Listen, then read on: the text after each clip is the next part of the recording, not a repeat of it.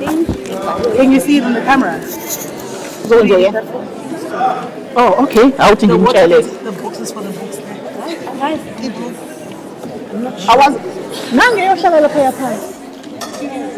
Ukhona umuntu okhuluma before me. Ubani introduce. Ayinguwo-introduce-ayo. Okay, so bengithi kuye because I thought you knows introduce.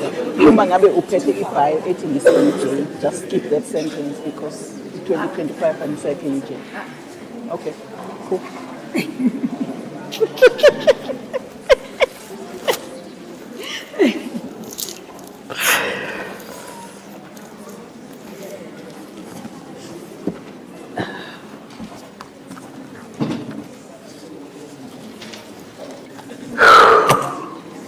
Yo.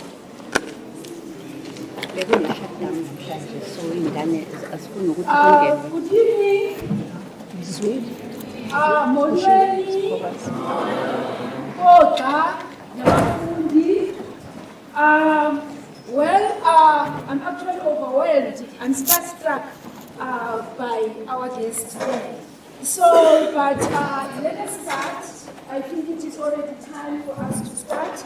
And before we start, I would like to mention that there are actually books here on the table on my left, and they are other Fanon books as well as other local writers' books. So please, afterwards, can you please come to this table and then buy the books? That's why we are here.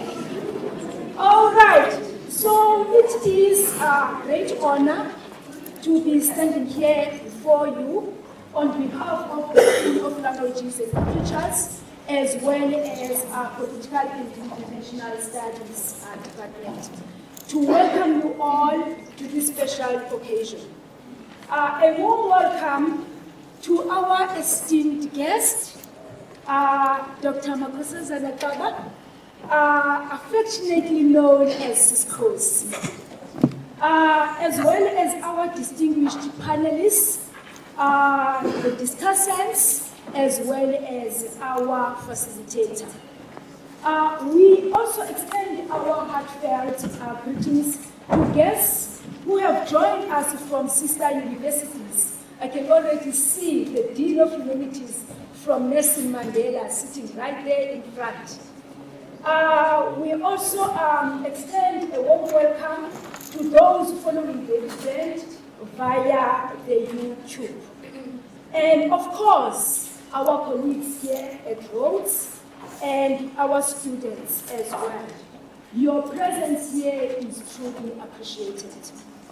Today, we gather to celebrate SARChi's remarkable work in translating the Wretched of the Earth by Frantz. This book, a seminal text in post-colonial thought, has long been a cornerstone in discussions on decolonization, much like Ngugi wa Thiong'o's decolonizing the mind. While Fanon focuses on the psychological and revolutionary aspect of decolonization, Ngugi emphasizes the language and cultural liberation, themes that deeply resonate with our discussion today. It is fascinating that SARChi chose to translate the Wretched of the Earth as Izimpabanga, meaning the desolate, a powerful term that speaks to the struggles of the marginalized, oppressed in post-colonial societies. I will not delve further into this, as our esteemed panelists will guide us through this rich discussion. Let me now introduce our panel. Let me start with our facilitator, Sis Thandi, Thandeka Gqubule-Mbeki, who brings a wealth of experience. A former journalist, she has studied at some of the world's most prestigious universities, including Harvard and Oxford. She is now our journalism and media studies lecturer We are grateful to have her lead today's conversation. And then also joining us as our discussants, we have Prof. Dion Komo, an esteemed scholar, an author, a poet, and the SARChi Chair of Intellectualization, Multilinguasim, and Education at Rhodes University. Some of you might not even know that he is actually a poet. And then Mbongeni Alan Makubane is joining us from University of the Western Cape, whose work in religion and social justice is actually respected. He completed his BA in philosophy, politics, as well as law, right here at Rhodes. And I'm saying that proudly so, because he was our student. And then he actually pursued his studies and did a post-diploma in international studies. He is also the founder of the Center for Being and Belonging. Maybe that's why he's here. And which focuses on institutional culture and social justice. And now, let me introduce you. The reason we are here is our honored guest, Dr. Makosazana Kaba, a distinguished author and creative writer. She originally trained, listen to this one, and listen carefully, like Zuma would say. All right, originally trained as a psychiatric nurse before immersing herself in the creative arts. Beyond her literary contributions, she has worked in media organizations, focusing on women's rights, gender advocacy, and anti-bias training, particularly combating violence against LGBTQI communities. She is an award-winning author, and it comes as no surprise given her outstanding academic record, having consistently graduated cum laude. Hey,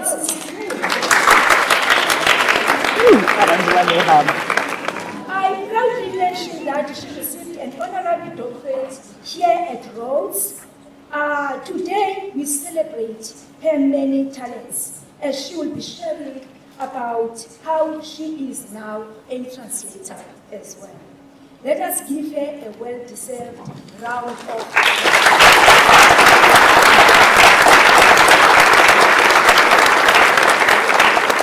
Without wasting any further time, let me actually give over to you, Sister.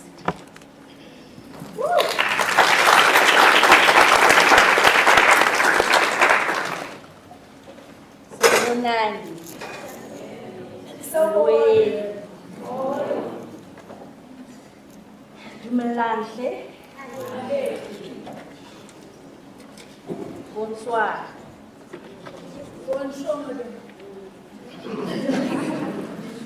The last one is because the original text of the book we're on is in French. And it has done the jump from French to English and into isiZulu. The Nguni people of Africa have got a very beautiful rite of passage, and it is called the rite of ukulandwa. Ukulandwa is a traditional Nguni death rite that involves a series of rituals and ceremonies performed to honor the deceased and to ensure the continuation of the life work of the deceased and their true smooth transition into the afterlife. This practice is deeply rooted in the cultural beliefs and traditions of this continent and particularly the Nguni people, who include among them abantu abakhuluma isiZulu. The key elements of ukulandwa include the proclamation of death, the preparation of the body, the purification rites, as well as a sacrificial offering, and the declaration of the person or the deceased as a member of the ancestry in good standing. How is this done? Well, a tree branch is placed at the spot where the deceased fell. The branch acts as a symbolic marker, and it is seen as a way to call the spirit of the deceased person to return home. Calling the spirits, therefore, is the first act in this rite of passage and in this tradition. An elder calls the spirit, talks to the spirit, imbues his own spirit and soul with the departed spirit, and carries him back home. Because the spirit must not wander and be unrecognized, the elder's soul becomes a vessel of the spirit of the departed one. I think by now you are beginning to get the allegory, the comparison between what Dr. Xaba has done, taking the death shriek, the last rite of Frantz Fanon, revolutionary and psychiatrist, freedom fighter, and thinker, intellectual of the African world. This book, written in 1961, 1 year before France negotiated with Algeria the liberation of that country, Frantz Fanon lay dying in Tunisia. Leukemia had afflicted his entire body, and there he fell. Previously, he spoke both French and later he was translated into English. But translating and republishing Fanon's Death Shriek, written as it was, as he lay dying of leukemia in Tunis in 1961, towards the end of the Algerian Revolution, is significant in a number of ways. Makosi Xaba fetched his writing that fell in Tunis, translated his spirit into isiZulu, brought him home to Africa for the rest of the rituals of Intumbi, and situating him in the soil of Africa in a different time and space. In a post-colonial Africa, where much of what he wrote about is yet to be realized. It is therefore not just a work of translating the seminal work into isiZulu to make it accessible to a broader audience, ensuring that its ideas and insights on Fanon reach more people on the African continent by the son of the African diaspora, and indeed the Black world. It is also significant because Fanon's work is a cornerstone now of post-colonial studies.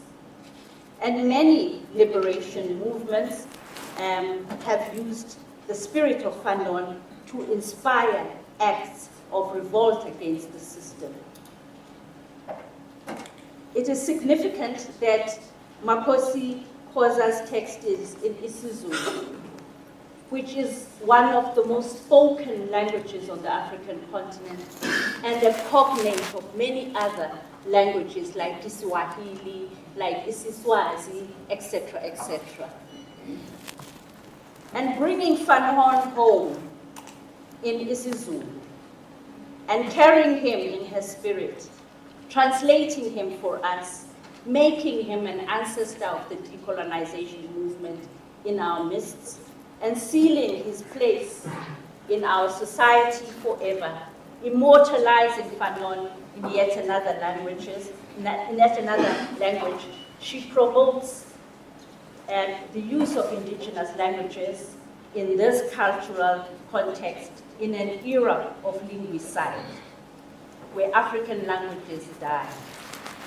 She reinforces African identity and speaks through the voice of Fanon to us in a new era. Khoza's translation brings the revolutionary ideas of Fanon back home and deepens their relevance in Africa to create what Fanon says in his last chapter is a new man, a new society, a new vision. So on that note, I'd like to invite Makubale to give you, and we will give you a taste of the work in all three languages of the text. By reading you Fanon's contemporary, M.S. Cesar, who is contained in the book and translated by Makosi.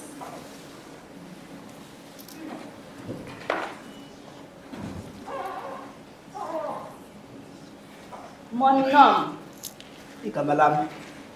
offensé, mon nom, pronom, humilié, mon état, révolté, mon âge, l'âge de pierre. Liyintamba, igama lami lokukholwa impoqo. Iqhaza lami livukela, ubudala bami ngazala emandulondulo. My name is Isis Grace. Igama lami liyintamba. Ma race, la race humaine. Ma religion, la fraternité de l'homme. Uhlanga lwami lesintu. Inkolo yami ubuzalwane besintu sonke. Ma race, la race tombée. Ma religion, mais ce n'est pas vous qui la préparez avec votre débarquement. Uhlanga lwami olwabanqotshiwe. Inkolo yami kodwa akukhona ukuthi uzongikhombisa yona ngokubeka kwakho phansi izikhali. Yimina uqobo ngokuvukela kwami ngenqindi yami esifunjethwe nekhanda lami eliphithene.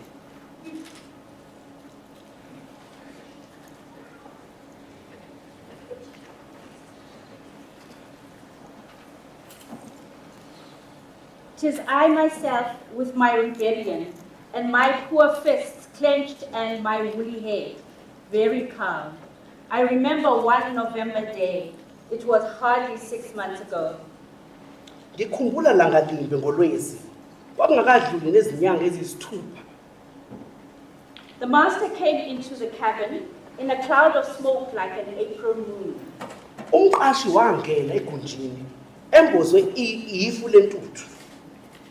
He was flexing his short, muscular arms. He was a very good master, and he was rubbing his little dimpled face in with his fat hands. Wayelokhu athwishile abuye, afinqe izingalo zakhe emfushane. His blue eyes were smiling, and he couldn't get the honeyed words out of his mouth quick enough. Wayengumqashi olungile. Elokhu ephulula ubuswana bakhe obunezifatha ngeminye yakhe ekhuluphele. This kid will be a decent fellow, he said, looking at me. And he said other pleasant things too, the master, that you had to start very early, that 20 years was not too much to make a good Christian, good slave out of me. Amehlo akhe aluhlaza okwesibhakabhaka ayimamatheka ehluleka nokuzibamba ukuphimisa ngomlomo wakhe amazwi amtudu saluju. Le ngane iyoba yinsizwa ehloniphekile, esho enguluka, esho nokunye okumtoti, njengokuthi nje kufanele uqale masinyane lokhu. Lo yena uzoba ngofanelekile ngempela, wayelokhu esho umphathi ebe engibhekile. Wayesho okunye nokunye okumnandi okungathi ethi kufanele uqale kusesenesikhathi iminyaka engamashumi amabili.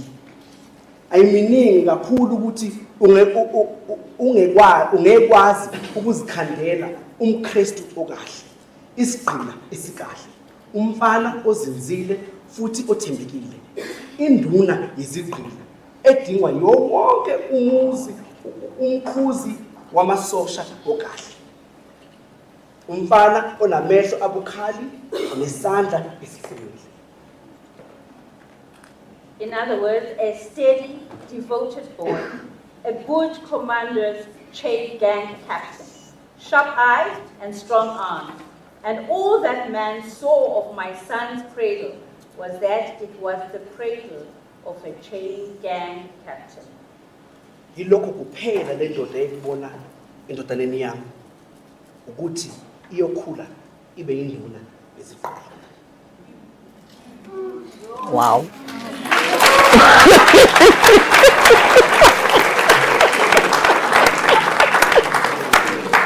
That was beautiful. That.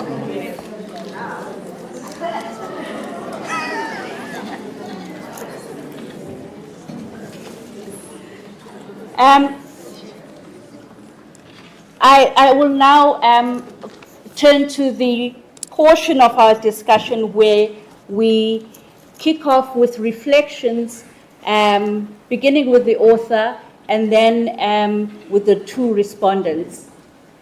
My first question is, I get it that a psychiatric nurse would be so interested in this text that has got an exploration of the nervous conditions of oppressed people, of the wretched of the earth.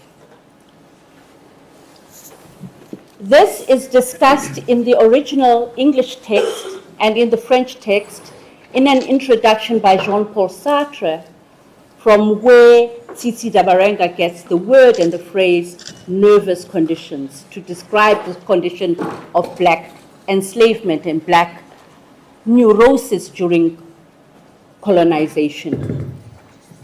Dr. Kaba, why do we excise that Sartre? It was controversial, but why did we take it out of the book? Ingatolikwanga yaba khona nje kulena incwadi yesiZulu.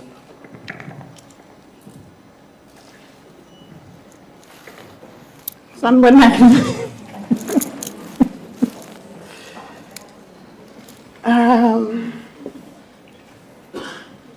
Ninjani.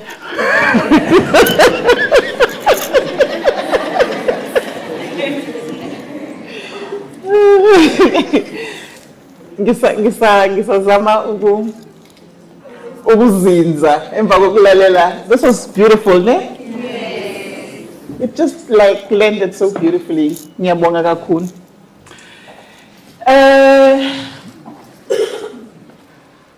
Akulula ukuphendula lo mbuzo wakho because why did we take it out of the Sangatoliga? I don't know which part you're talking about exactly because the book is so big. So I'll come back to that. But I want to just set the context, Yoguti. I did not choose to do this work. So it wasn't me saying, "Funa translate to Fanon."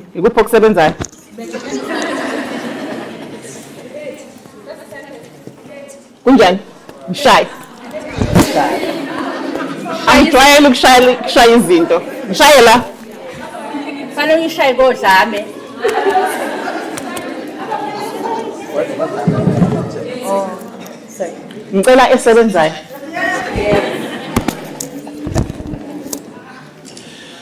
So the context ibalulekile. There was no word when I thought I would be a translator. Yes, not this baliwe, because I have lived my life when my life started in Joburg and people didn't understand isiZulu Sami. So I lived my life translating from isiZulu to the language of Nkhulume ngayo nabantu, whether it's English or Afrikaans or Setswana or Sesotho. That's what Joburg is like, right?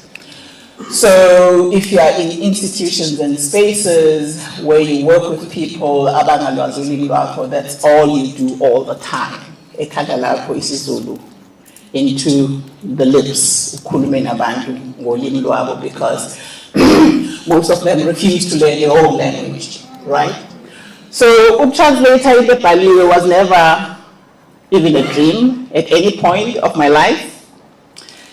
So I was approached by an organization in Joburg called the Tricontinental. When I got a call from Mwelela Tsele, who was working then, says, we'd like to meet with you because there's a project that we want to take up, translate to Fanon into isiZulu. I just giggled on the phone. I don't do that well.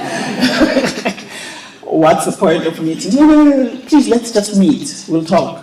So we meet. Uhamba necolleague yakho noNtobeko. And they say the Tricontinental wants to have the Wretched of the Earth translated in isiZulu. And after talking a lot about it, we were looking for somebody who would meet the criteria, because we approached translators in this country and they all said no. The ones we approached said no, and they kept saying, no, mina translate the government. No, mina translate my novel. No, mina translate the corporate sector. And then eventually they said, oh, okay, so who are we looking for? Can you help us come up with the criteria if a translator is so sector specific in this country? So who meets what criteria, knowing the book as we do? And then this 3 criteria was what came up. Number 1, the person should have some health background. Number 2, the person should at least have some, history as a political activist. Yeah. And the person should be a poet.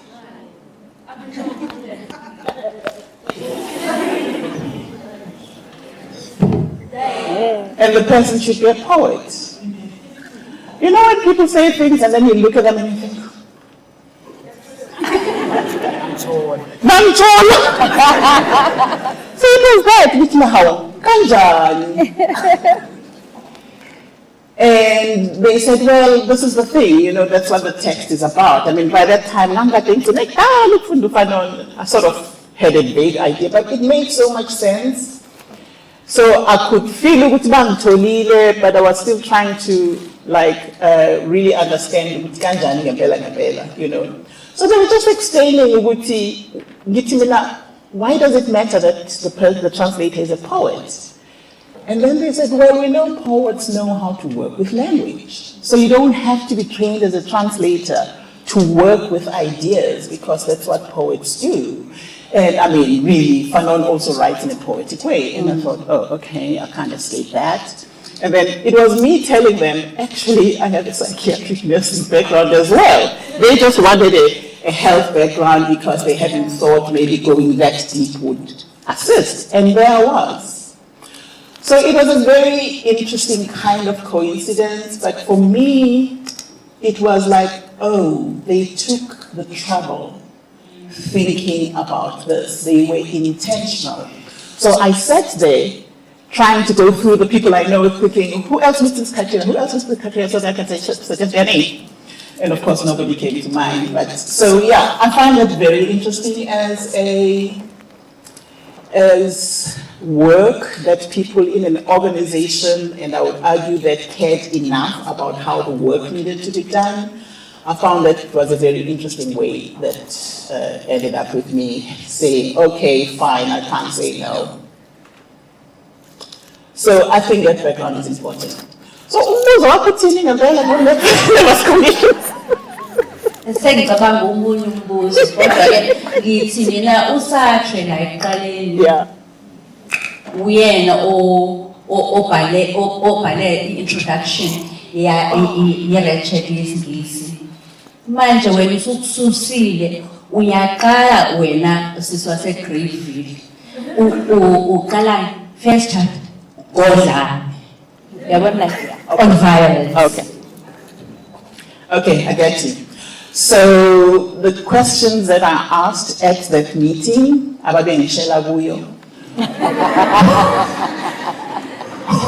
were number one, how long is it going to take to translate the book? How much time are we talking about? They didn't know. Number two, do you want me to translate the introduction? They said no. Number three, should I have my own translation notes? Because ngaleso skati, I have this book, Phil Cox, and then I had also taken, which I forgot at home, the Farrington translation, which was the first one. So number one, so the other question was, I had 4 questions. The other question was, am I translating Phil Cox or Farrington? They said Phil Cox. I said, okay. So out of that meeting, I knew I had to translate Phil Cox. I knew I was not going to translate the preface or the intro. And then we had to work out. So we ended up agreeing that I'll do a pilot to see how long it takes. I'll do a month's pilot to see how long it takes to translate. And then we'll use that to then say, this contract will be this long. So it wasn't me who said, SARChi shouldn't be translated. It was the people who commissioned me. NgesiZulu siye sithi izinto sometimes suke sezihleli, you know, noma mhlambe zihlelwe abaphansi, kodwa it seems to me that it was destined, that your compatibility with the book is actually breathtaking. And particularly the last chapters, it's the poetry of your other books that we can read Makosi in. Can I invite Ubaba Makubale to speak a little bit about these kind of reflections? We've spent a lot of time poring over the book, dictionary, siyabuza, siyabuza. Namatisoros.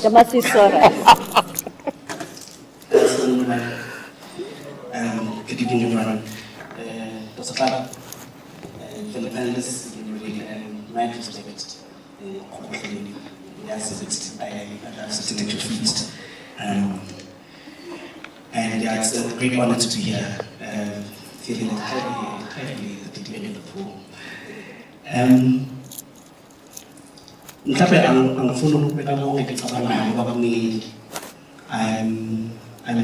coming also from a liberation theology perspective.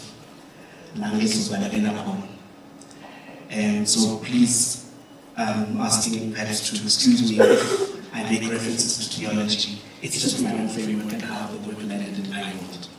And yeah, FISA and perhaps invite Bakulu and perhaps I reach to that Tanzania to that is that it will be all that will echo from our own spaces. Lapho khona where I grew up, umuntu uma esezoshona, particularly if that person is lying on their deathbed with important things to say and deliver. Ubizwa umuntu omdala. Ngoba the idea is that in summoning and calling an elder to listen to the dying, there are particular messages that must be translated for us. Particularly if this person had a very difficult experience at Kuna or Epila or Baba Benjamin, or there are particular secrets this person might be carrying that now must be translated. So in the first instance, I'd like to acknowledge that that's how we landed in our world, that you should be the one who translates. The thought of Mdomdala, who in this particular book, he is dictating while lying in his deathbed, with important things to say to us that have continued to shape the politics of our age. Cool. And there was a point where using Fanon as quite cool as a social science student. you know. And at some point we even use Fanon as violence, right? To bludgeon people, to say they know nothing if they don't know Fanon. That's a whole other topic, but... And I don't think that's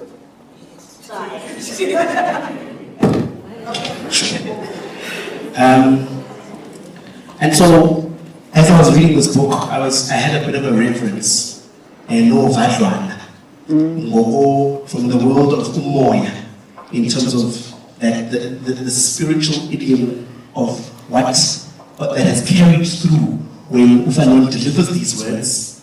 His words have an intellectual and political impact, but it's Umoya wazo as well, in terms of how it then comes and translates into the world. I imagined, and it was interesting to read because my imagination didn't come to my alma mater where I would ordinarily come in thinking and ideating.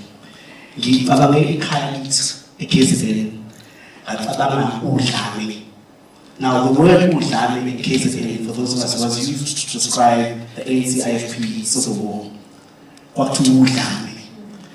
And so that word, and I went into ordinary folk. There was an article I read that spoke about your translation and that it needed to dignify the Zulu language and extend it and deepen it without simplifying it.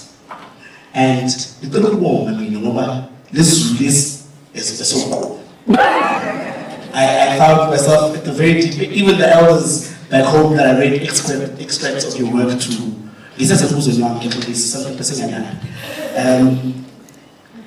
My grandmother said, hey, the translator here got to the deep end.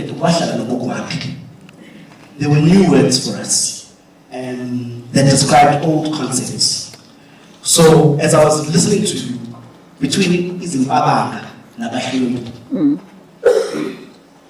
Izimpabanga and I heard you and read your piece on that.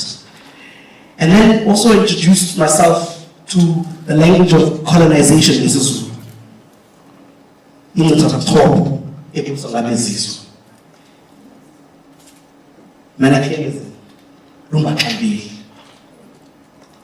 The wretched,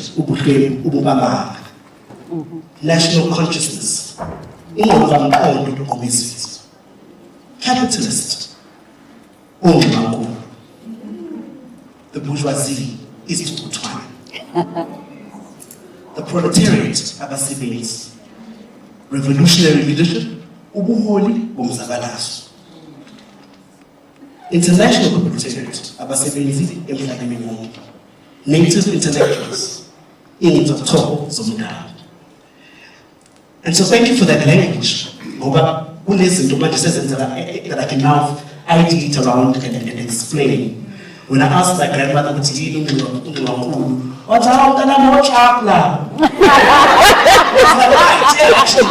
actually, yes. Okay,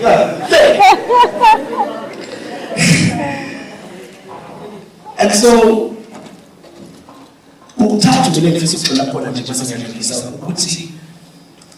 I encountered your writing through political philosophy and the translation of political philosophy, the kind of things I would expect to get around the violence, and how it happens, systemically.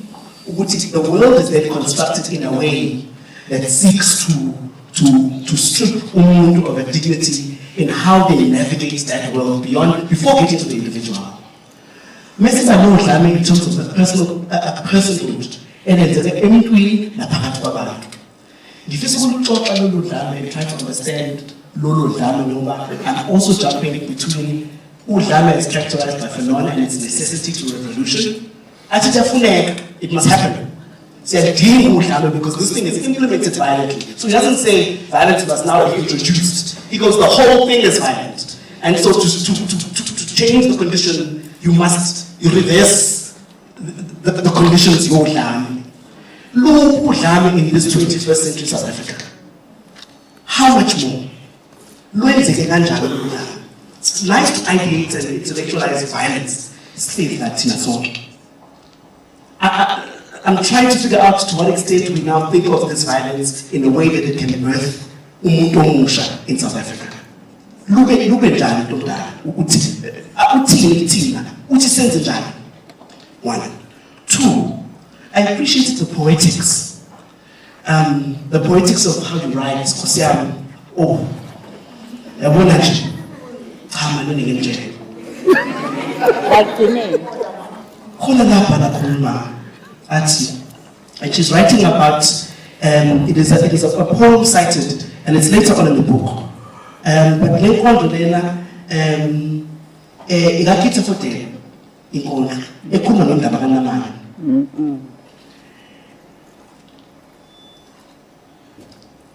Kwakusentathabusa idolobhanyana elikade lidansa cishe konke ubusuku laliqala kancane kancane ukuphaphama.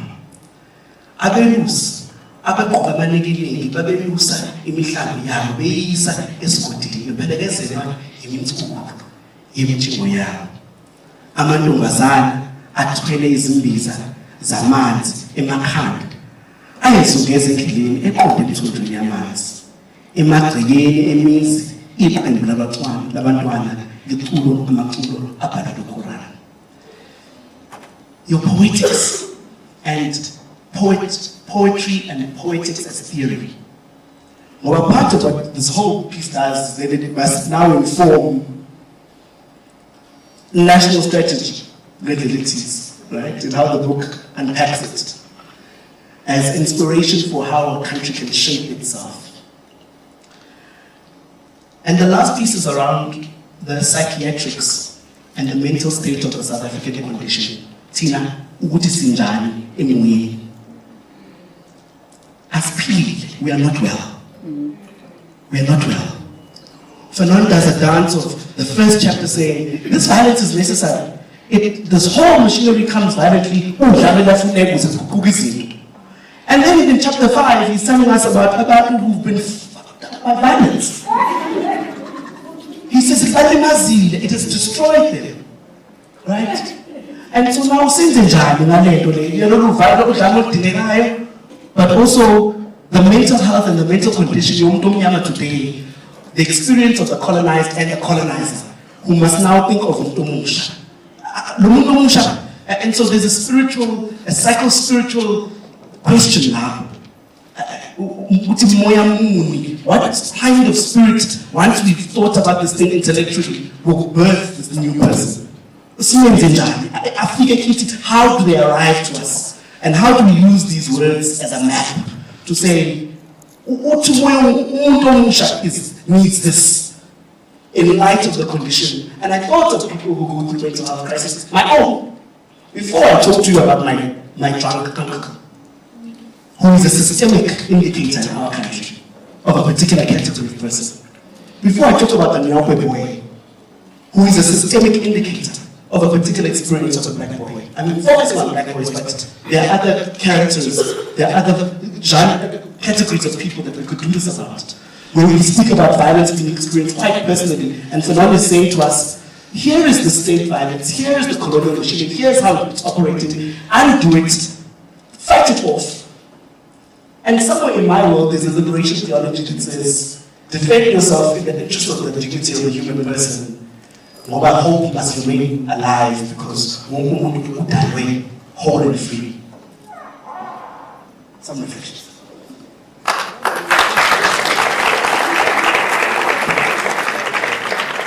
May I invite you, Professor Ntomo, to chime in?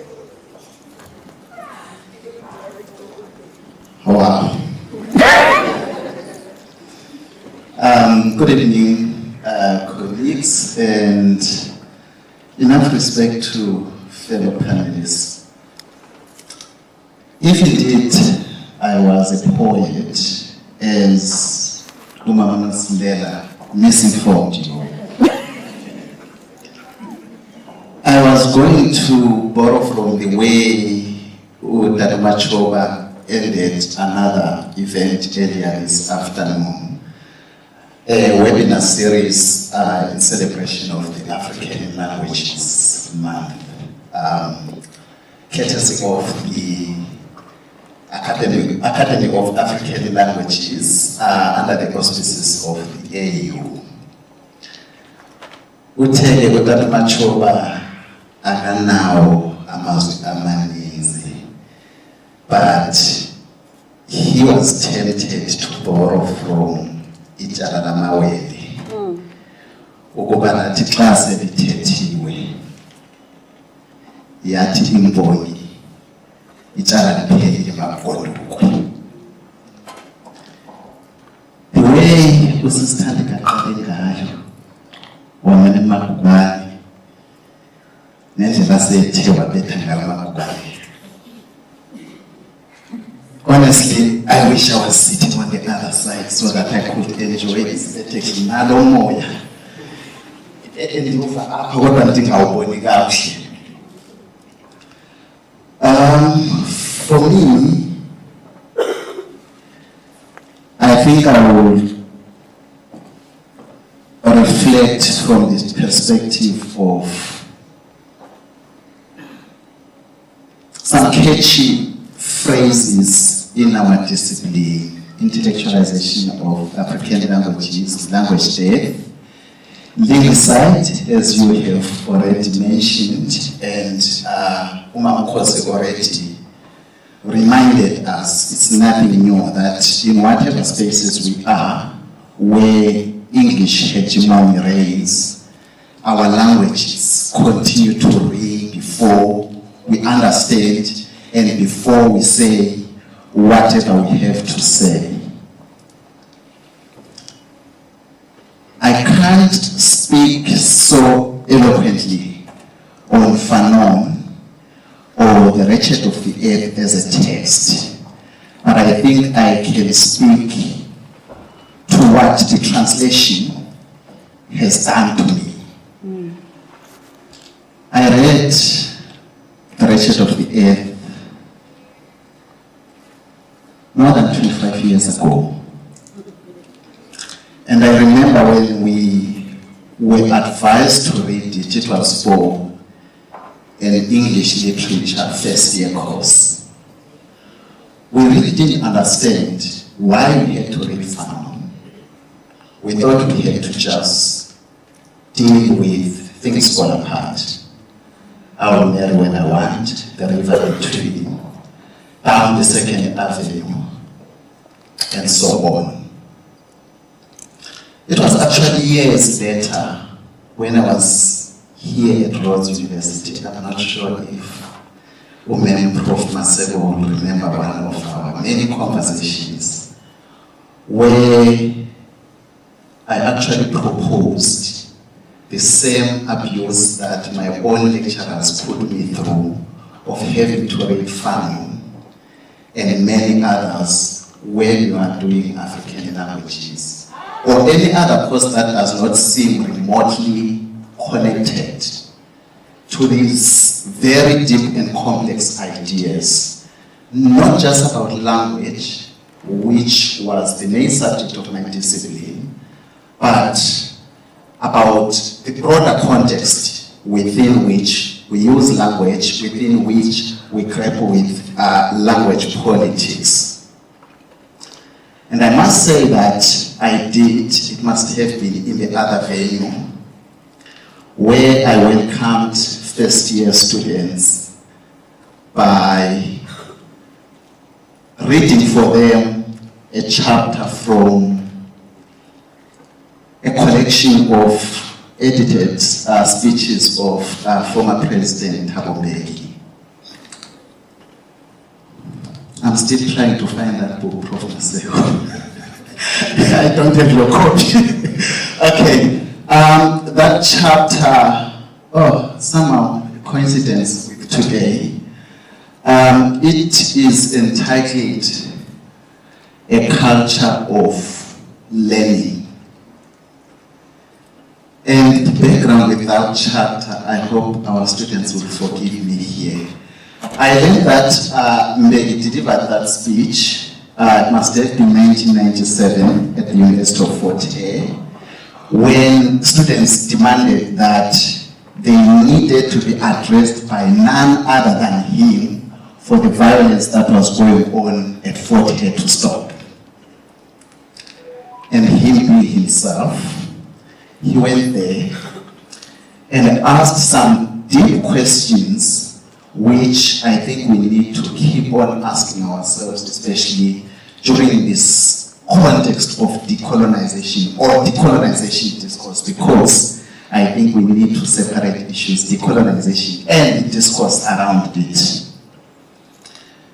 They charged that the protesting students actually demonstrated a lack of appetite for learning, a lack of culture for learning, but he did not refer to learning in the literal sense as in students actually pushing management to discontinue lectures. In fact, his argument was that we should have learned a lot, enough from the violence that South Africa had gone through to attain the democracy. And from that perspective, why he condoned the expression of discontent from students, he argued that even in our moment of discontent, in our moment of grievance, we should actually check the course of whatever course of action we deploy to express our grievances. And he was actually displeased by the burning of property, including the library, and on that he was arguing that we were actually dispossessing ourselves of what we have, of what we had fought for, by expressing ourselves violently. When I read that speech, there's actually a PhD student in this room who confronted me after the lecture. She was my tutor and said I was being violent on the students themselves. But I was here reflecting on how, with time, I got to understand Fanon, who initially I really didn't. But now I must say, having read it in isiZulu, I feel I would have actually appreciated it much better than I did with the English text. And I actually feel that what Umam Khosi has done is a great service to the students of today.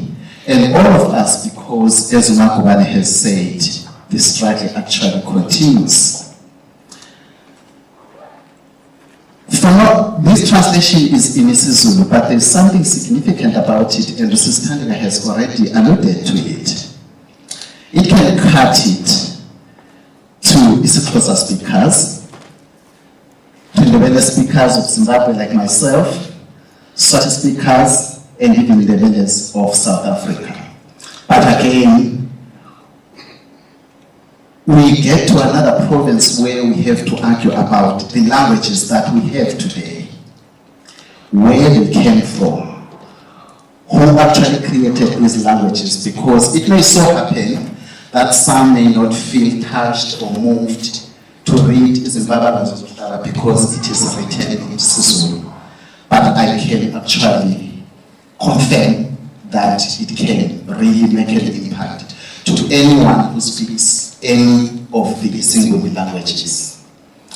So maybe to sort of articulate the impact that I think it has made and that it makes in the broader agenda of intellectualization of African languages as part of a decolonization process, I would say that this text actually affirms that it is indeed a feasible and worthwhile endeavor to intellectualize African languages. I'm saying this because we've heard so often, especially in the context that we are in now, where many people say we can't use isiXhosa in higher education. isiXhosa doesn't have the necessary vocabulary. It doesn't have intellectual discourse that is appropriate for these spaces. So what this text actually shows is that it is actually doable, but even so, it actually needs commitment. I've read a few articles and interviews where Umamkosi has actually recounted the experience, the journey. She gave us just a bit of it. She has consulted dictionaries. She has actually consulted people. She has actually used family and relatives. But it's actually much more than Umakulu, who actually served as a source that enabled you to grapple with the poetic language of Fanon and be able to actually capture his ideas. And my feeling, having read the translation of Concerning Violence, you will correct me here, I felt, in fact, I actually tried to do a manual count.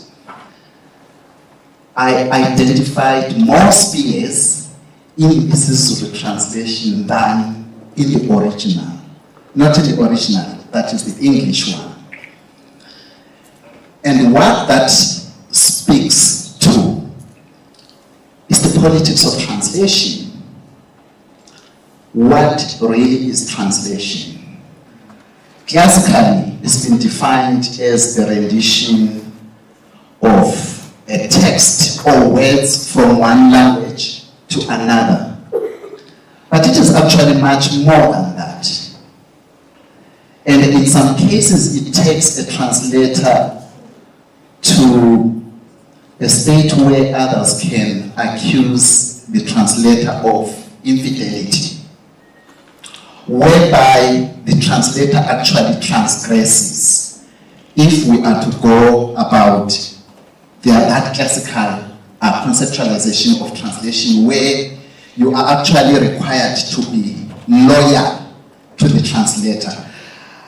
Of course, it will depend on your own relationship with Fanon.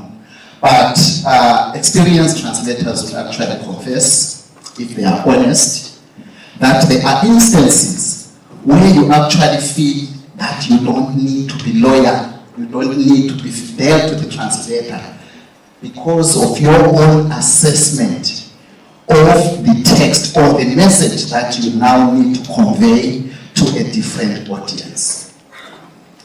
I would really want to know how far, to what extent were you loyal to Fanon, and to what extent were you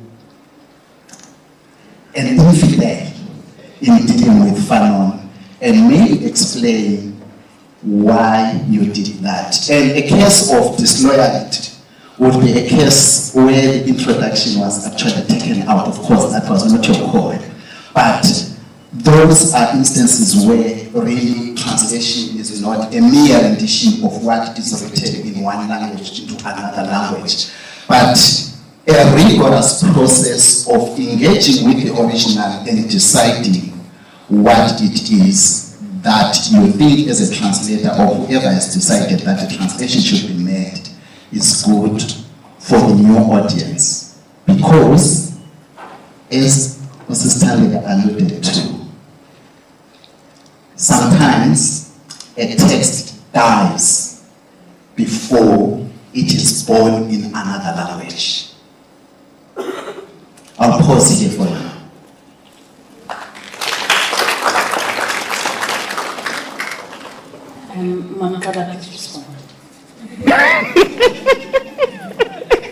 There was just one question. What came before were just comments, right? Just comments, ideas. The one question is, to what extent did I transgress or stay loyal to Fanon? What I had to live with is the fact that I just needed to trust Phil Cox, because I don't know the extent to which he did what you're asking.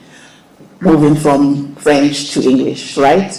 So I had to live with that fact because there was a time when I thought, maybe I should take some French lessons, and I thought, don't be crazy.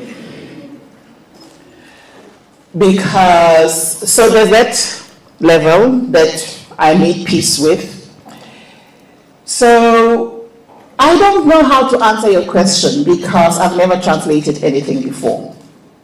What I know I was committed to is to do the best I could. When I did not understand what Phil Cox was saying, because some of the sentences meander like this, a whole long paragraph that's one sentence with commas and semicolons. Sometimes, depending on how I was feeling that day, I would just skip that and I would write a note, return to this. Sometimes it was just something that's like a nuance. I would take Farrington and go and compare how Constance Farrington translated and how Phil Cox translated, and I thought, oh, okay. Because for me, what's important is understanding the meaning. So I challenged myself to not give up and just do the best I could, challenging as it was.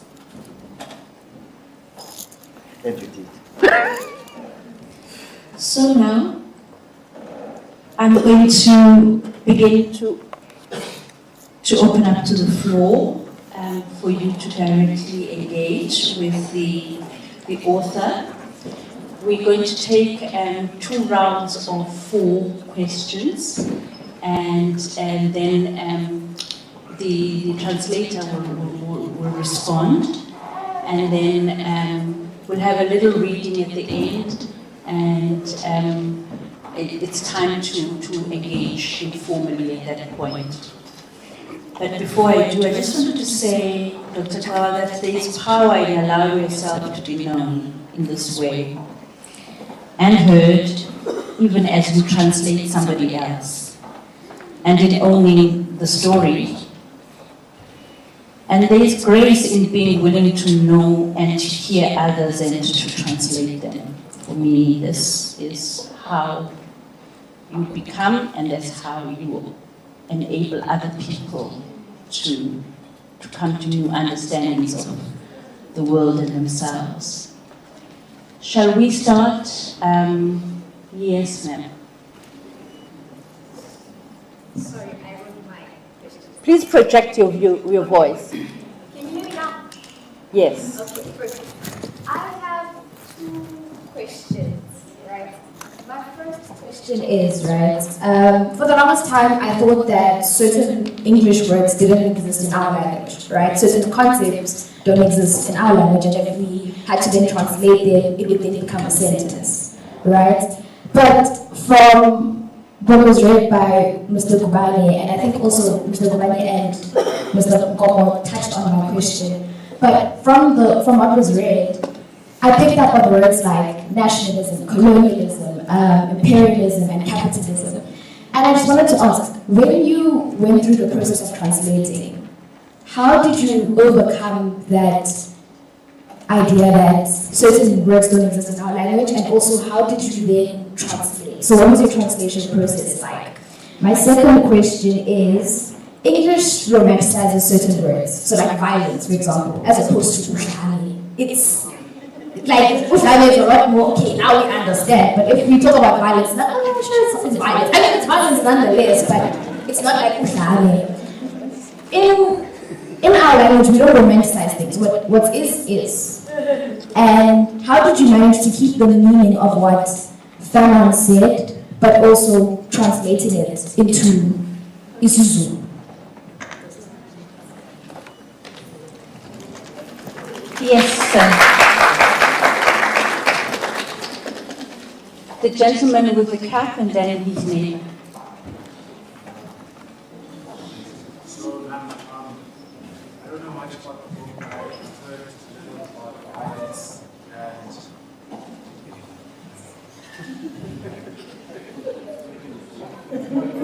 so that in terms of the perpetuated state of living that we're in now and the previous violence that is the cause of how we are and where we are, is violence the answer to respond to getting ourselves out of poverty and decolonizing our current situation.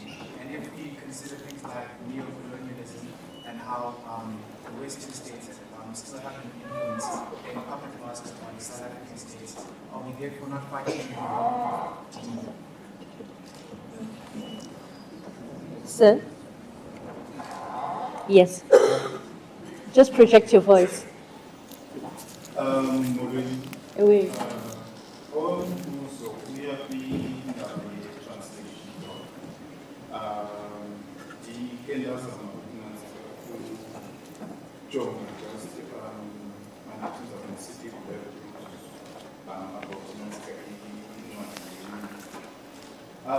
Then that's our populism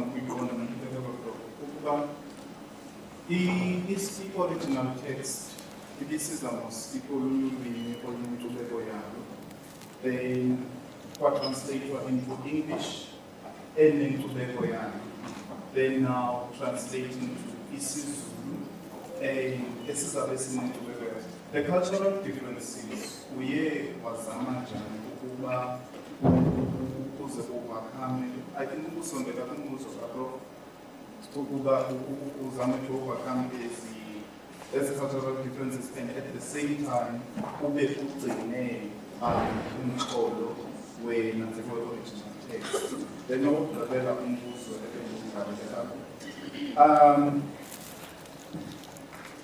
kukho indawo ezingathi zibonwa zine-literal translation ethi mhlawumbi ifike apha kwisiZulu izame ukuba ulwazi olu lungafiki ngolwaa hlobo mhlawumbi ibizawuba lulo kwinantsika kwisifanti. Yes, we understand the translation kuba kaloku ubana kuyakwazi ukuba ulwazi lube nabo ukudayutheko okuthile kuba kaloku akuzuje kulingane imakasana kuba ngasesetyenziswa kwinantsika uguqulelo the direct translation or the literal translation.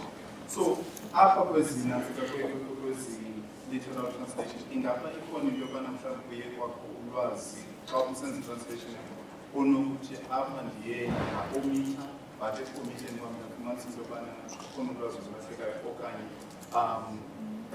uzamile noko ukuba ugcine we-original text. I think we'll stop there for now and give Dr. Xaba an opportunity to respond, and then we'll take another round.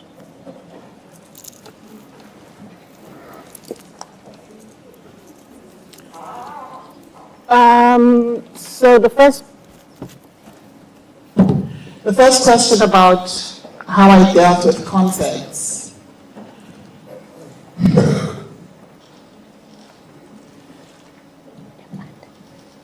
Yeah, the aircon needs to come down.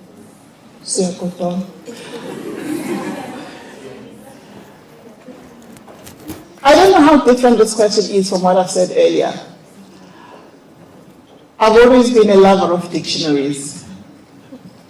Our mother was the kind of mother who said, you don't come to me and ask about what something means unless you've looked at it. You've checked the dictionary. So when you come to me, you say, I've looked this word up, this is what it means, but here is my additional question. So I just grew up loving dictionaries, loving languages, loving shifting between the various languages. isiZulu, which was the home language, and isiNgisi, that was the language that our parents used when they didn't want us to hear what they were talking about. And then Afrikaans, which is the language that my father used when he talked to his mother, our grandmother, because our grandmother was an itinerant domestic worker who worked in that region of KZN where people spoke Afrikaans.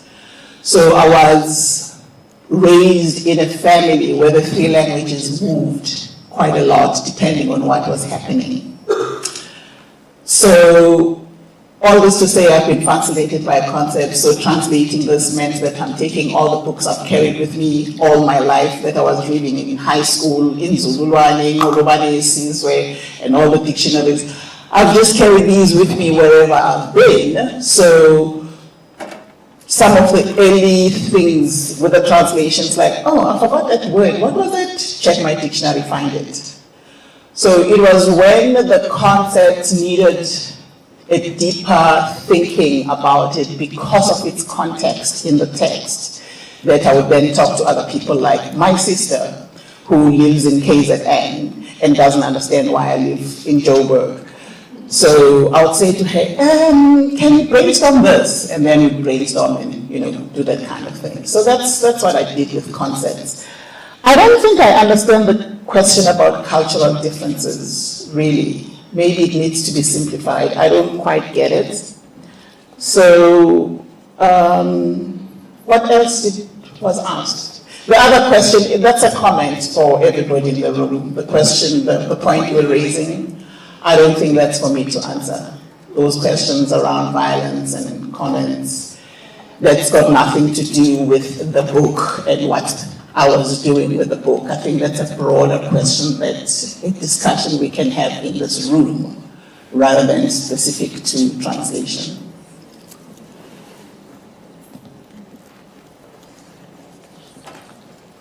Yes, ma'am, and you over there, and you here, and over there. That's the next round. Do you remember the sequence? Okay.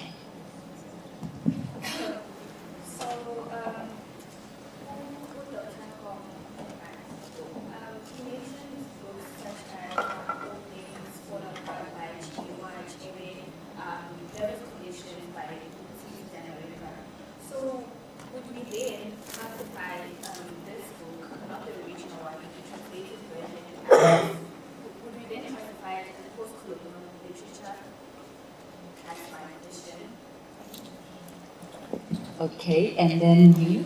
Okay, I'm going to stand because I struggle with predicting, but my question is about academia and epistemologies. So I understand that sometimes when we translate from one language to another, it's making more accessible to other people. But the question already is that Frantz Fanon wrote his book possibly under a lens that to some extent was intellectual under like a white gaze. I don't know if that makes sense. Yes. And then, so if we're just translating texts that already have that, shifty epistemological routings, are we opening it up for us to then, for other people to pull from that literature? But then is there also that pathway where we're also then pushing for people to then start publishing in our African languages instead of us just looking back at the literature that we already have and trying to make it more accessible, but also pushing for us to have more scholarship within these African languages? That's just my question. Okay. Yes.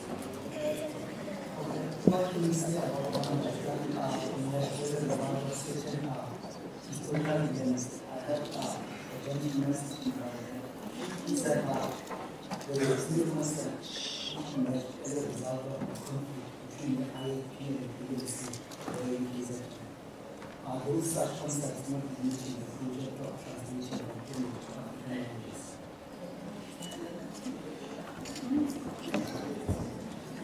Can you just repeat yourself and project your voice this time?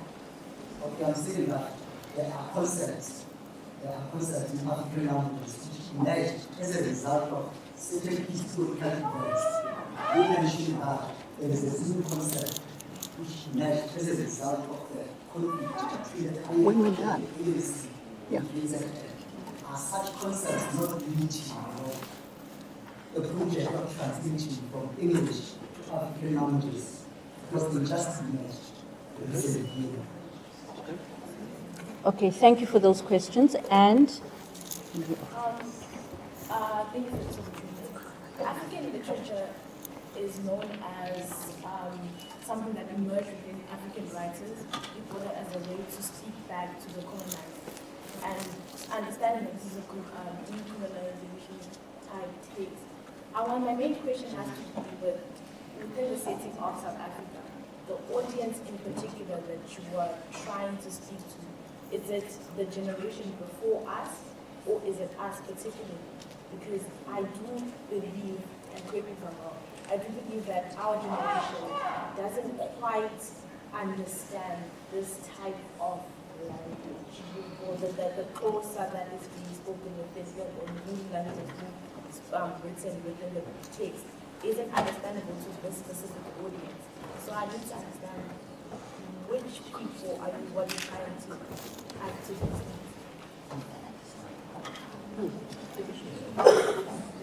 I think the scholars here can answer some of the questions. They're not directed at me, the translator. I mean, the question about, is this book about post-colonial literature? I think the scholars can answer that, including this very last one. And one thing I would just add to that is that I wasn't deciding on an audience. I was merely translating a text using a language that I know well and learning from translating because I had never done it before and giving it my best. So I can't talk to the audience. The other question that was asked was, when somebody asks the question, a term that has just emerged, and how does that work with translation? I want to say that what I understood him to be saying is that this was a term that garnered more visibility and relevance rather than just emerging. That specific one. But if that was being used as a mere example, and the broader question is how did I work with language in terms of how words change with time, my answer to that would be it depended on the very context, because I could have used a particular word in a paragraph in chapter 1, and the context of that word allowed me to use this word, whereas when I'm in chapter 5, the context allows me to use a different word. So it just depended, because context matters when you're trying to layer an argument, which is what Fanon does a lot. The arguments are layered. It's not just one sentences, one idea. It's saying this, therefore this, because of this, after this. You know what I mean? So that's the broad response I would give to that. I think the rest of the questions are for the scholars next to me. I think the rest of the questions are for Makubane. Okay, I'll take one question which I really think was being addressed to him. But before I do that, may you please allow me to respectfully call out Mamkosis Modest. You are a translator. You might not be a SARChi accredited translator. And I think this is maybe an area where translation scholars, that is those who have studied for a qualification in translation, think that nobody else has the right or the capability to translate. But I think what Mamkos has demonstrated here, which I think is profound for translation students, is that translation is much more than an academic exercise. It is actually a practical and an intellectual exercise which requires one to comprehend texts and relate to them based on their experience or expertise, which Mamkosi had sufficient of when dealing with this text. I can assure you, if we took this text and gave it to any SARChi accredited translator, would have received a more violent text that doesn't have any desired impact whatsoever, because it will just be an assemblage of words that do not cohere. But there was a question which was directed to Umakubane about the use of words that emerge in a very specific context, in the target context, and then being used maybe in the place of well accepted words in the other language. I think we can use violence and udlame as that example. It is actually the reality that the languages are different and they will never match each other in terms of vocabulary. It may so happen that a phenomenon that is actually well established in one culture is actually new in the other culture, and the equivalent word may therefore be more recent but having originated in a particular context. So what actually happens is, when we use words, we actually have room to broaden their meaning and applicability to communicate new thoughts, new ideas, and new experiences. So that on its own is not actually a problem. And then there is someone back there who asked a question that I had reserved for Kosi. When I first reflected, I indicated that the big thing that this text has done for me, the translation, is to confirm that African languages can do it. I think if there are politics students here, they can actually confirm that, because our Professor Magata has actually done it in politics, where African languages are actually being used. But I wanted to ask Dr. Clara if she doesn't feel that, having translated,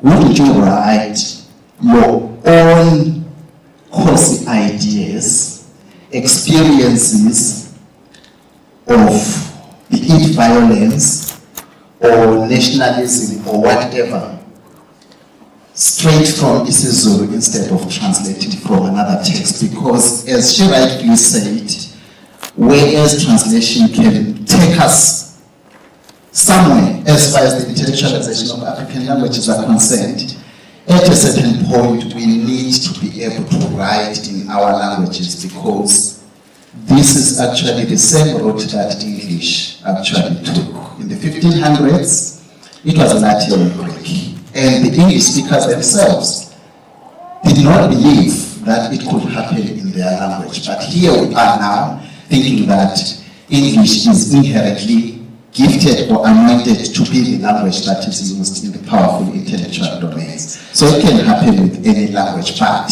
do we really believe that we can write, articulate ourselves in an original way in our own languages?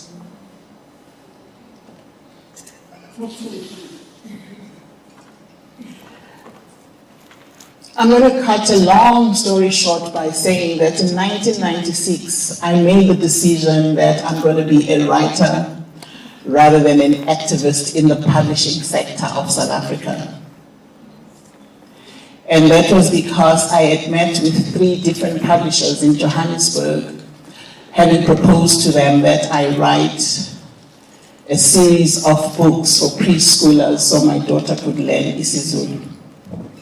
You know how preschooler books are about learning concepts in your mother tongue. I met with 3 different publishers and they said no. The 3rd one had an interesting caveat. Yes, I could do this with you, but it will have to be black and white. And I said no. This is my daughter. This is a preschool text. How can it be black and white? So it was clear to me that the South African publishing industry at that time was not ready for us to write in our mother tongue, including books for preschoolers. It excites me to no end to see the changes that have been happening over the years. But the publishing world is not ready for texts like this yet. I remember when I first heard the word, the intellectualization of indigenous languages. I was at some event at the university and I said, I was just in the audience and I thought, so I don't quite understand where that comes from. when I was invited at another unit not so long ago at another university after this book had come out, and the title of the talk was Empowering Indigenous Languages on politics. I said, Indigenous languages are empowering your discipline, as far as I'm concerned. So there is failure to acknowledge the violence that has happened to indigenous languages over the years that allows people to utter words like that. This language is not intellectual enough. There's a lot to say about that. If you have a newspaper that starts in 1903 and continues to live to this day, over 100 years, those people read. That newspaper lives with the times. Okay? So, the disjunction between who is owning, and I want to use the word owning, the publishing house, who is in control of the chain from getting the people to publish, making sure the books move around the world, who has the money to do what? Those are the questions we should be asking, and that's what we need to understand. Rather than singing the song, we need to intellectualize indigenous languages. So, from the top of your head, who are the publishers who publish in isiZulu in this country? What I've learned from my research is that those publishers are only focused on books that are used in schools. And that is a problem that needs to be addressed. And I could say a lot about this, but I'm going to stop right here. The language that I grew up in, for me, is intellectual enough. The language that I was taught in primary school, isiZulu. I was taught mathematics in isiZulu. I was taught English in isiZulu. I was taught Afrikaans in isiZulu. And everything, the language of instruction for the 7 years of my primary school was isiZulu. And I passed beautifully. Okay? So the shift that has happened over time, depending on where you're sitting, has us arrive at a point where we don't value our languages. We don't even do the research that is going to confirm or not the ideas that have been put in our heads about our languages not being good enough. And that's a problem.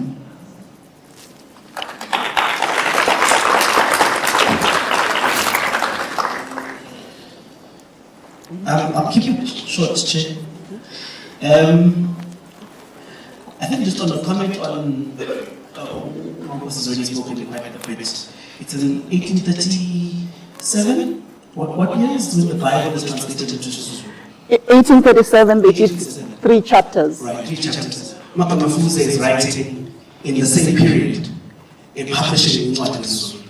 Right, there's that. There's, I think, also how when we talk about the accessibility of language, that many of the people here might be Zulu speakers might not understand, but when I read this about SARChi, most of them don't have a trick. They were like, yeah, great.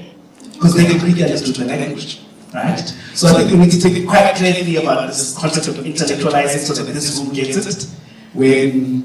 And part of the Fanon speaks about that, right? It speaks about the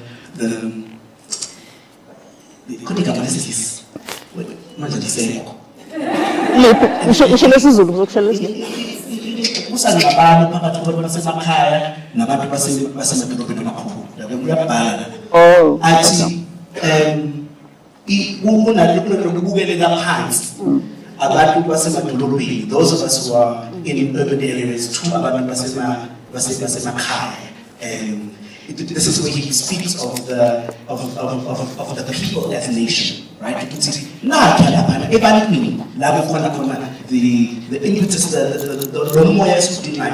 to bring about Ubuntu, because that's what kind of shifts from Marx. Where Marx is like the working class in the urban areas, sure, Fanon is like, hey, le imakai, mda.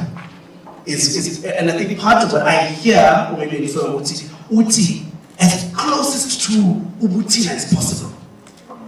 As closest to amakai etu as possible. So there's one part here, because it like describes but she's describing totalitarianism, and she says which is perfect. Like I had a whole WhatsApp group about understanding the concept of totalitarianism in this school. And the multi-dimensional application is like, yes, of course. Absolutely. That's right? So there's the translation bit about how we're receiving it. And I think Louis Gordon speaks about this. We always often reading about how Fanon is being read and what he's saying and what he's doing. And the question to the brother who asked if violence is the answer, that was what the march was asking today to municipality. The people were asking, the city, is violence the answer? Then we don't have water. And some of us are privileged enough to live in places where we can buy and purchase purified water, but there are people in the city, especially today, who must have children who must drink amanzamta. And so the question in the march to the city was, is violence the answer? So for answers to us, flip the table. The only dignified thing you could possibly do to that level of violence is to flip the table back. We must figure out what the ethics of flipping that table will be. So how must we it's not that somehow in the conclusion that he points us to about this new person who is guarded by I don't know what that means,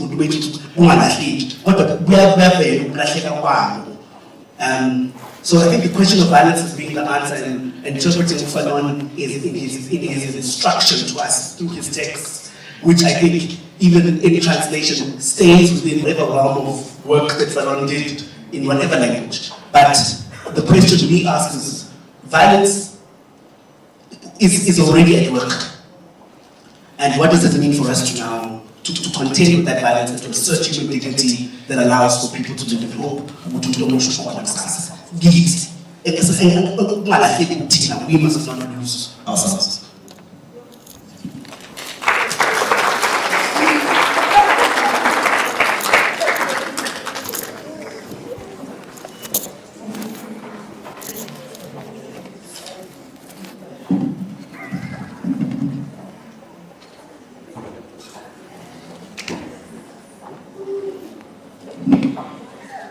We just have two more things to do. Somebody else is going to give the vote of thanks, so I will not. My role is to just summarize a bit of what we can take away from this encounter today, and really what a historic encounter it's been. The first thing is that far from our languages being deficient in expressing emergent concepts, the book demonstrates that they are phenomenally rich, and that the project for coining language and the project for explaining different concepts from other archives of knowledge is a relevant concept, project for the coming generation. But it isn't just a future-looking project. The European translators have done us a huge disservice of separating us from our proto-languages and their written texts in the hieroglyphs, in the other languages, written languages of Africa, and that these Nguni languages, including isiZulu, originated in Proto-Bantu, which has its roots in the hieroglyphs of the Middle Age. Okay? So when I say Lala, there is an equivalent in the original written language, and the myth of orality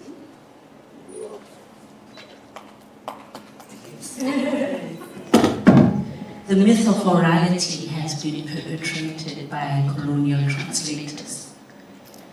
They have told us that our languages could not express mathematics, and yet the Greeks and the Romans, who are the foundational people of the Greek-Roman civilization, of Western civilization, learned these concepts at the foot of black teachers in Africa. The father of mathematics, Hippocrates, learned his ways in Africa. And we can go through this stage by stage, discipline by discipline, and find intellectual origins in Africa.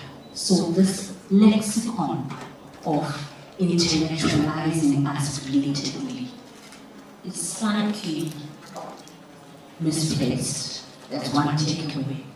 The second takeaway that we can take from the book is that Makosi writes with fresh new beauty and brings Fanon home with us and peppers him in an incense of the poetry of her previous works. And for that, your contribution to our country and our struggle is forever. May I call on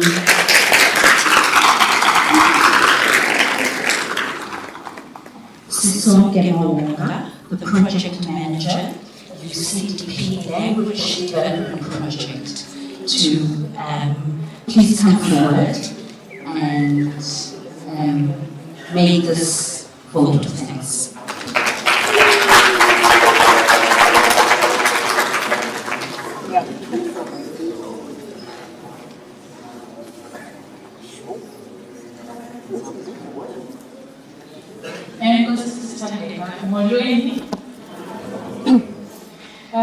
Okay, umsebenzi wami is ukubulela to everyone who was active in getting this where it was to where it is today. So on behalf of the School of Languages and Literature and Political and International Studies, we would like to thank the following people: the organizing team, Professor Spokas Magaja and Prof. Gomo, and Dr. Multilinguasim. From the School of Languages, our visiting professor, Ma'am, and the administrator, Ohani Karfa. And then from the Politics Department, we would like to thank the HOD, Professor Edward Jordan, the colleague, Dr. Cecilia Nziwe, and the administrators, Usibulele Duba, Annalisa Matakane. And then Abafundi from the Politics Department, thank you so much. Oriana Neziburu, Kukuletu Makrina, Tanya Alomu, Lili Somandaba, Refil Msili, Nosis Mbumele. And then the media and comms division, Ilva, the conference and events office, Benita, Rama, and for photography and live streaming, Sizo Media, and then please come and buy the book. Kona, type it, oh, Manuel. Simtandi Deputy. Okay, and it was a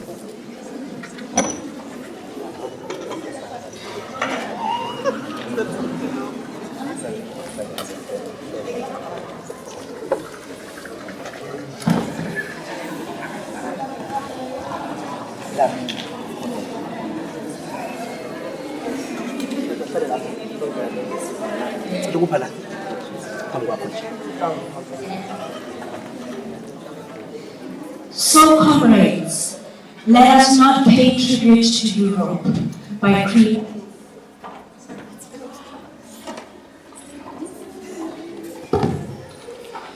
So, comrades, let us not pay tribute to Europe by creating states, institutions, and societies which draw their inspiration from her. Humanity is waiting for something other from us than such an imitation, which would be almost an obscene caricature. Ngakho-ke maqabane masinganqomi i-Europe singachomi i-Europe uphaphele gwaladwala lokuthi isungule imibuso izikhungo nezinhlangano konke okubheka e-Europe njengesibonelo esihle sokulungisa. Isintu silindele thina okuphathekayo nokunesisindo kunokulungisa i-Europe okungaba umzamo ongumeluleki nonyanyisayo. If we want to turn Africa into a new Europe and America into a new Europe, then let us leave the destiny of our countries to Europeans.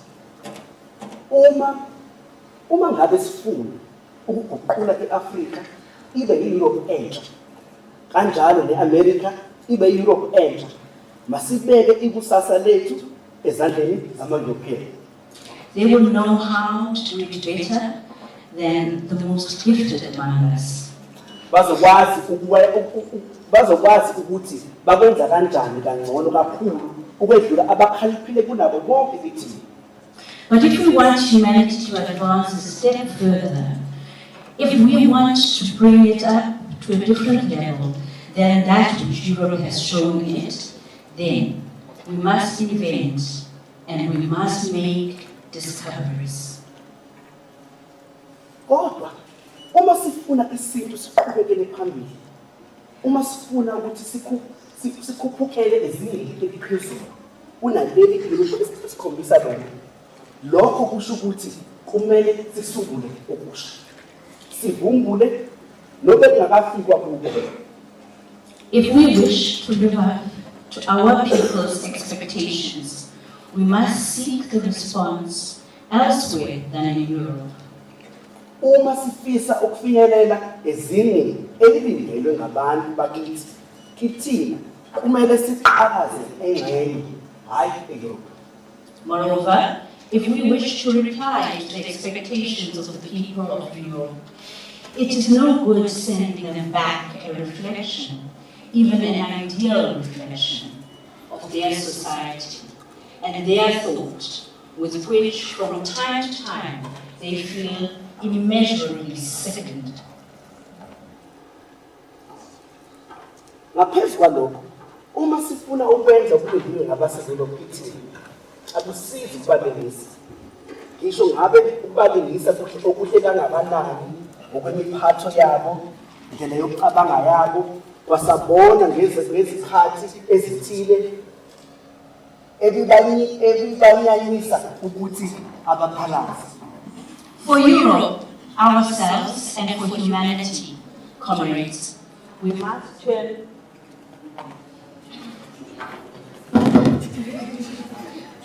turn over a new leaf. We must work out new concepts and try to set afoot a new man. Maqabane, ngenxa ye-Europe, ngenxa yethu, ngenxa yesintu, kufanele siqale konke kabusha. Kufanele siqambe amasu amasha. Sizame ukubumba umuntu omusha. Umakhosi uvela eNatal, lapho when activists sing in Natal, but zilojikisindo tulangana.